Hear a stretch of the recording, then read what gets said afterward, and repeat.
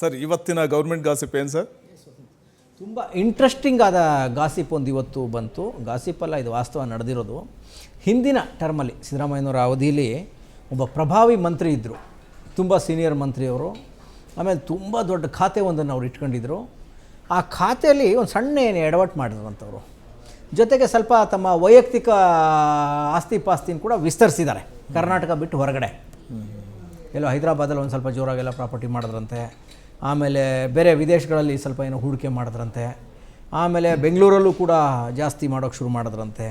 ಇದನ್ನೇನು ಮಾಡಿದೆ, ದೆಹಲಿಯ ಒಂದು ಟೀಮು ಕ್ಯಾಚ್ ಹಾಕಿದೆ, ಬಲೆ ಹಾಕಿ ಹಿಡಿದಾಕಿದೆ ಆ ಮಿನಿಸ್ಟ್ರನ್ನ, ಸೀನಿಯರ್ ಮೋಸ್ಟ್ ಮಿನಿಸ್ಟ್ರನ್ನ. ದೆಹಲಿಯ ಒಂದು ತಂಡ ಹೈದರಾಬಾದ್ನ ಒಂದಷ್ಟು ಜನ, 3-4 ಜನ ಸೇರಿ ಹಿಡಿದು ಇವ್ರನ್ನ ಭಾಳ ದೊಡ್ಡ ಮಟ್ಟದಲ್ಲಿ ಹೆದರಿಸಿದ್ರು, ತುಂಬ ಹೆದರಿಸದಂತೆ.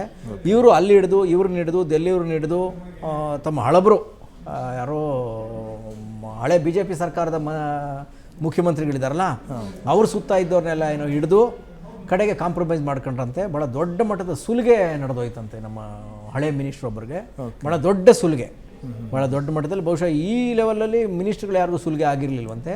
ಪ್ರಭಾವಿ ಮಂತ್ರಿಯೊಬ್ಬರಿಗೆ ಸಿದ್ದರಾಮಯ್ಯವರ ಕಾಲದಲ್ಲಿ ಭಾಳ ದೊಡ್ಡ ಸುಲಿಗೆ ನಡೀತಂತೆ ಸರ್. ಕಪ್ಪ ಕಾಣಿಕೆ ಕೊಟ್ಟು ಬಚಾವಾದ್ರಂತೆ. ಇದು ಇವತ್ತಿನ ಗೌರ್ಮೆಂಟ್ ಗಾಸಿಪ್. ಎಸ್.